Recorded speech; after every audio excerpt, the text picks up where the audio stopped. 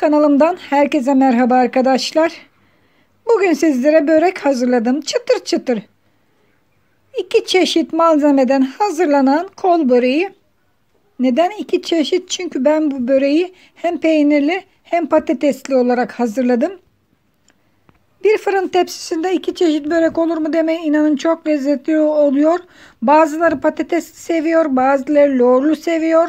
Onun için ben de 2 çeşit hazırladım. Nasıl hazırladım? Hep birlikte geçelim hazırlama aşamasına. Bir paket hazır yufka kullanacağız börek için. Toplamda 5 adet yufka var. Rendelenmiş patatesimiz var.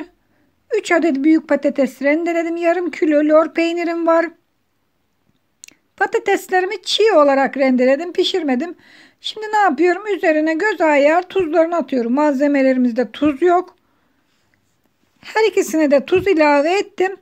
Patatese ayrıyetten karabiber ilave edeceğim. Toplamda 1 çay kaşığı kadar da karabiber serpiyorum. Karabiber bildiğiniz gibi patatese çok yakışıyor. Şimdi tuzunu birbirine alması için şöyle karıştıralım. Biraz daha sert kaşık ile karıştırırsak daha kolay karışacak. İyice karıştırıyoruz.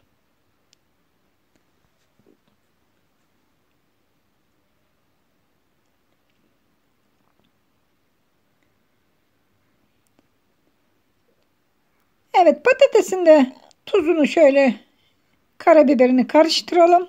Başka bir şey ilave etmeyeceğiz. İç malzememiz burada hazır.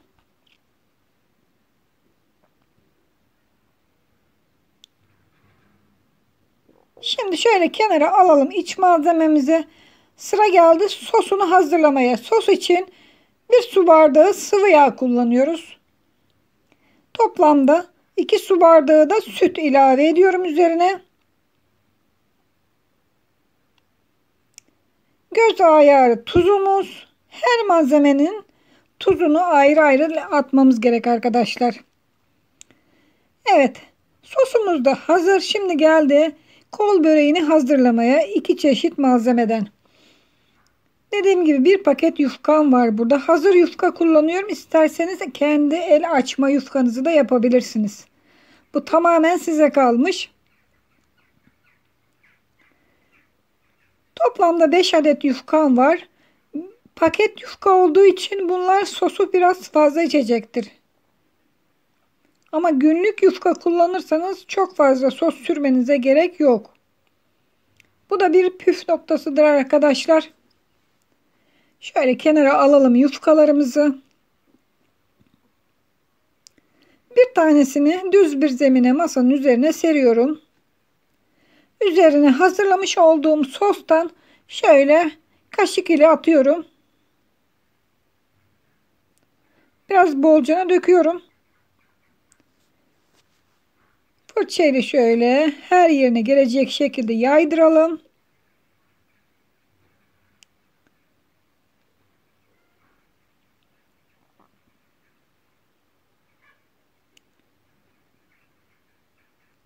Her yerine sürdük fırçamızı ile arkadaşlar. Şimdi yufkayı ikiye katlıyoruz.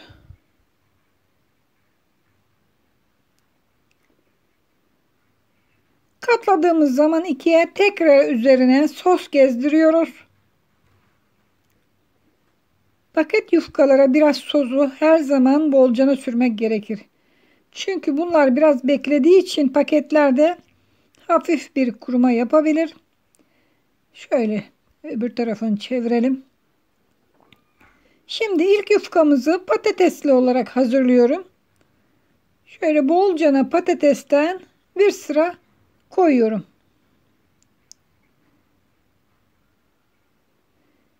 Ve yuvarlıyorum.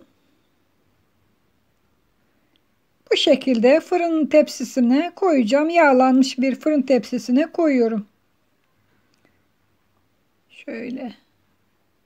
Fazla gelen yerlerini bir bıçak ile kesiyorum.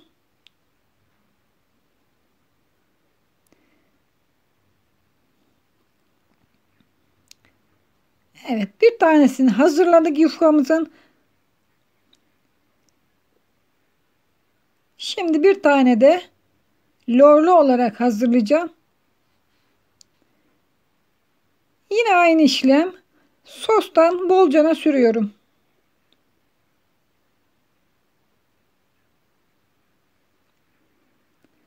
Şöyle bolcana her yerine sostan bırakıyorum.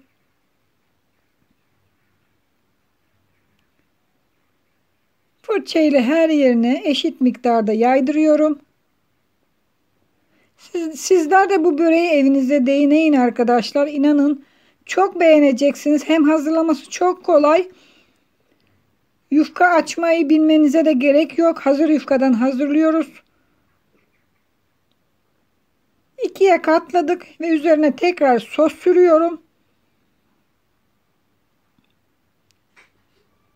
Şimdi bunu lorlu olarak hazırlayacağım. Aynı patatesli yaptığım gibi bir sıra lor koyacağım arkadaşlar. Şöyle. Lora ben başka bir malzeme ilave etmedim. İsterseniz yeşil soğan da kullanabilirsiniz.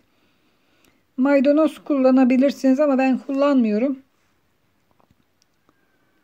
Şöyle bir sıra lordan koyuyorum.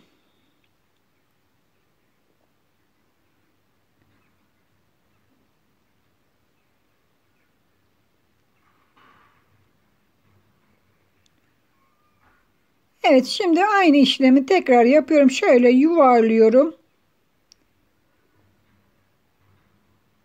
Bu yufkayı da lorlu kol böreği olarak hazırladım. Şimdi bunu da fırın tepsime koyuyorum.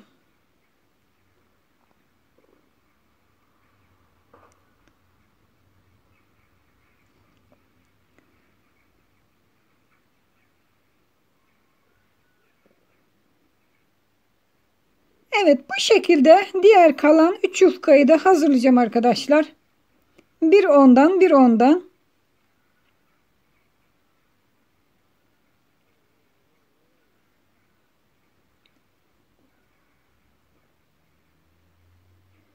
Evet arkadaşlar, YouTube kanalımızın web sitesi açılmıştır. Web sitemizi ziyaret edebilirsiniz. Tariflerimizi beğenebilirsiniz.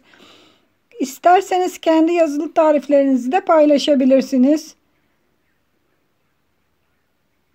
Üye olabilirsiniz. Hepinizi web sitemizi ziyarete bekliyorum. Evet.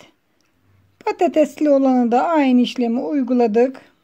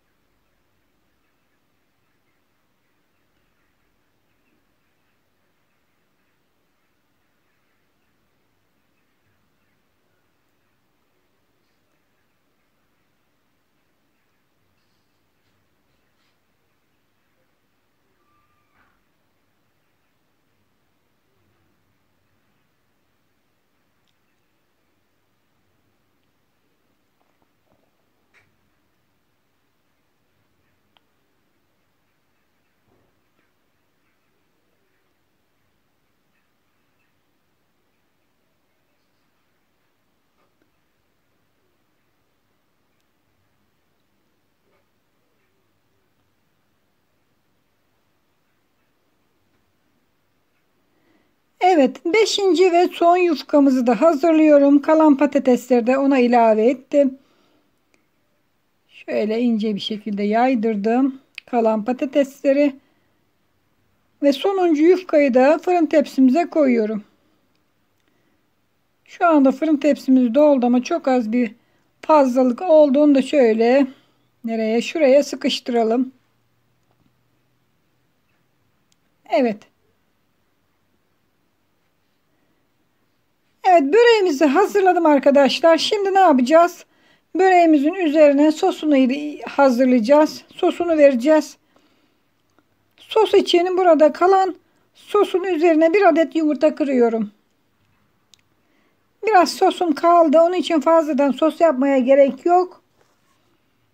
Bu sosun üzerine yumurtasını kırıyorum ve iyice çırpıyorum.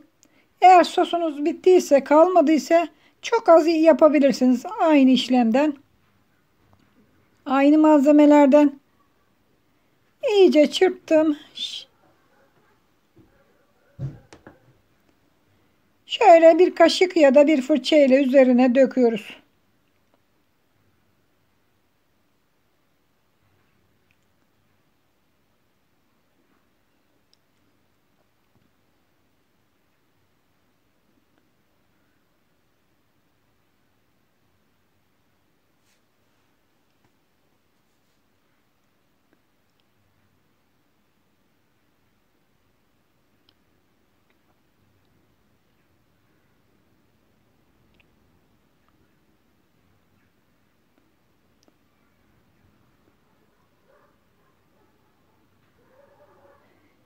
Evet. Her yerine gelecek şekilde sosunu da sürdüm. Şimdi sıra geldi. Üzerine susam ve çörek otu ilave edeceğim. İsterseniz atmayabilirsiniz, sevmiyorsanız. Ama ben her ikisinden de kullanıyorum. Fırınımı 200 dereceye ayarladım. Fırınımda pişmek üzere böreğimi fırınıma veriyorum. Kızardığı zaman fırından alacağım. Evet, fırına götürdük ve böreğimiz pişti. Gördüğünüz gibi nar gibi kızardı. Çıtır çıtır oldu. Şu anda fırından yeni çıktı ve çok sıcak. Biraz bekleyelim, daha sonra dilimleyeceğiz.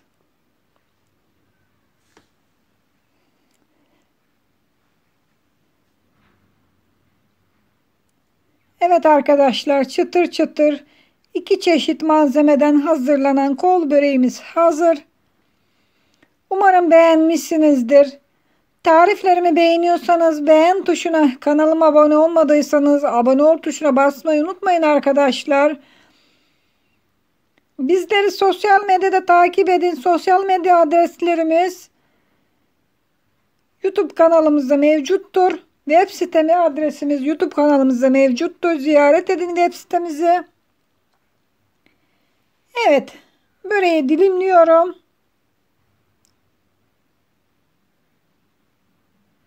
Şöyle bir tanesini çıkarayım.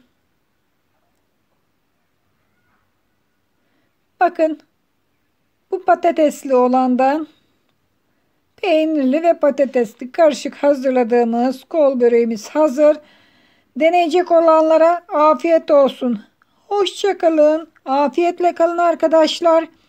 Yeni tariflerde görüşmek üzere.